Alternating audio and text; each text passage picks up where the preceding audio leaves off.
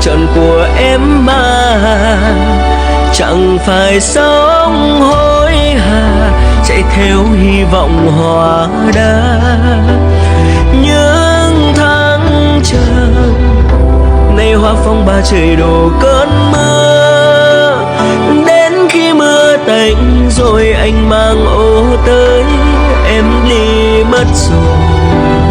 Có đôi lần nở lại níu tay em nhận sự thương hại, người yêu đuổi thật ngây ngô chẳng dám xóa mờ kia